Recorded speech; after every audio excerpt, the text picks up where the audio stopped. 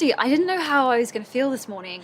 And then something happened where it was just like the comfort of the people that I've known for such a long time and the history that we share and that sense of safety. And then I think once I started feeling really safe, just like enjoying everything that we made and that we created and feeling like we could kind of celebrate and just enjoy being together. You know, some of us haven't seen each other for years, and so it's just been a joy. Yeah, and like an unexpected joy. I really didn't know how it would feel. I felt quite overwhelmed this morning, and then I've just been really pleasantly surprised by just actually, yeah, just getting to relive it all. You've seen even more how much it means to people and what a part of people's lives it is, and I was never not happy to be a part of that, but it means even more now, and I'm able to appreciate how special that is more. So yeah, I think it's a nice thing, and it's been lovely to see everyone. It really has. I didn't know if it would be. I thought, because I have a very mixed relationship with nostalgia, because it's just so much feeling that it can be weirdly painful sometimes, because there's so much of life to take in that happened in those 10 years. But like seeing everyone again and going like, oh yeah, we're all doing great. I think the thing that scared me the most when we were coming out of it was that the implication that that the most meaningful thing in our life was done. And there's something so like joyous about seeing everyone and be like, it wasn't though. Like, we've all gone on to other stuff. We have, like, people have wives and kids and lives, and it's just, there's something, there's something really lovely about seeing that.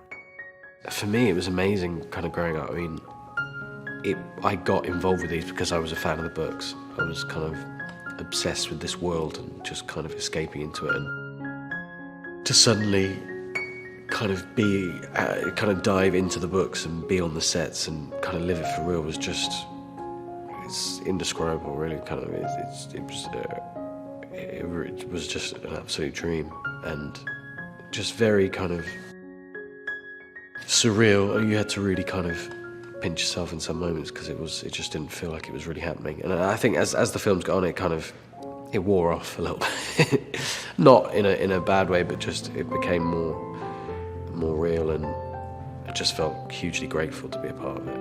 Emma reminded me the other day of like the amount of like passing of notes in classrooms, like sets that were classrooms, is very sweet. Like, we did a lot of the stuff that you do in actual school, but just in a facsimile of school. Like, we had a lot of those experiences still, but you know, just in this slightly bizarre way of through a set. Like, you know, all these people, like, you know, there were just everybody. If you point to a background person in Harry Potter, they probably won an Olivier Award. It's nuts. You know, David Bradley, I remember, you know, I've used the example a lot of like David Bradley playing Filch like wonderfully in our films, and funny and awful and horrible. He was playing Henry IV at the same time at the National, and like going back and forth. You know, Michael was playing Dumbledore and playing Falstaff. Like, we really did have like some of the greatest Shakespearean actors of their era, and you know, just working and just getting to watch them every day. There's quite a few. I mean, a lot of them involve like keeping a straight face has always been a challenge for me, and it's usually kind of the most serious kind of scenes where you have to be really kind of straight, and they're the ones that get you. I remember the train carriage scene that stand out because that just took days and days and days. Me and Dan couldn't really look at each other, so they're always difficult. But yeah, a lot of kind of physical stuff as well, like Quidditch was pretty challenging on the body. But yeah, I mean, that was the great thing about it. There was always kind of a new challenge, and it was constantly kind of, you were learning something new, and it was something I really loved. I will never get to do the kind of stunts that I did on Potter on something else. It's because of the level of trust that the stunt team had in me, because we worked together for so long. They were like, we know that you can do this and you'll be fine. And it takes a long time for a stunt coordinator to develop that trust in an actor, and rightly so. And Imelda Staunton's one that, like, you know, she's been talking to anybody about anything somebody she's known for a while, somebody she's not known, and she'll be having a lovely chat, and then they'll say turn over, and she'll turn and do a scene and be incredible, and then just start chatting again. You're like, oh yeah, it doesn't have to be painful. Like, it doesn't, like, you know, some people have a process and it is painful for them and that's part of it, but like, there's also an option of just you know, having a really nice day and also just doing some acting while you're here. Like, it was really cool to watch, yeah. I was always attracted to Ron. Reading the book, I just always saw myself in him in quite a deep way. I think because he's just very real. I think he's kind of an outsider in many ways. And just kind of, he wants to be kind of seen and recognised, and he's kind of in the shadows of a lot of things around him. There's Harry, his family. So yeah, he's always been a really interesting character for me. And he's got a lot of kind of humour, warmth, and yeah, it's very weird kind of talking about him because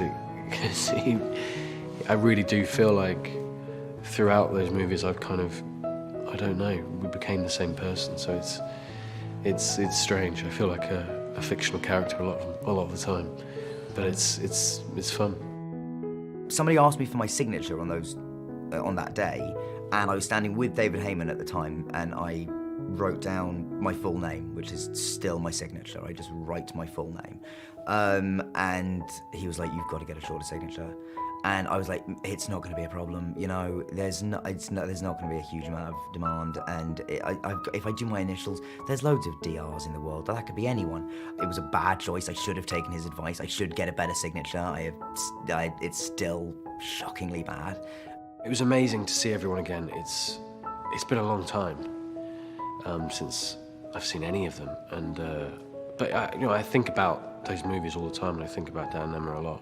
But it was such a weird time to kind of finish something that had been our lives.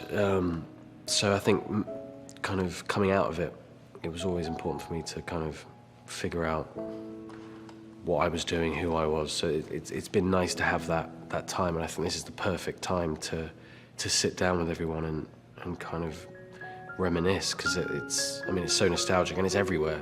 It's never really left me. It's kind of, you know, it's found so many different new lives, and even the music can kind of stir it for me. There's so much nostalgia, I think, threaded into these movies, and it's a really important part of all of our lives, and I think it's great to see everyone again.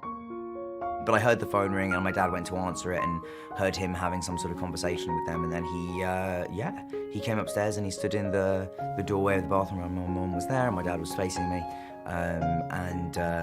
He said, I can't remember how he phrased it, but he said, you know, you got the part, or you're playing Harry or something. And I'm pretty sure I cried. But I don't know why. Like, looking back, I don't know what that was, really. I think it was very, they were happy tears, but to acknowledge that almost feels like I knew on some level how momentous it was, and I really don't think that I did. I think Ron is a very relatable person. I think he doesn't have the kind of the glamour, I guess, as Harry's the chosen one and things like that. So I think people can relate to that. Yeah, as I say, kind of in the shadows a little bit, but still with so much to kind of give, and he's such a key part of them as a group, and he's great. My one bone to pick with Mike Newell is that every year when we left for the film, we finished the film, they said, don't cut your hair over the summer, we'll cut it when you get back, and we'll decide what they want to do. And me and Rupert both dutifully grew our hair for months, and then came in and he was like, oh yeah, great. And we were like, no, not, you're not leaving us like this. Like, we're supposed to be like becoming teenagers and dating girls in this film. Like, you can't, that's not what it's gonna be, is it? So I think we were pretty devastated as we realized that it was. But still, I still love the man. I think the first time walking into the Great Hall was pretty mind-blowing. And actually our first day on set we were on the platform. It was the last scene of the film where we're going back home, and the train was there and Hagrid was there.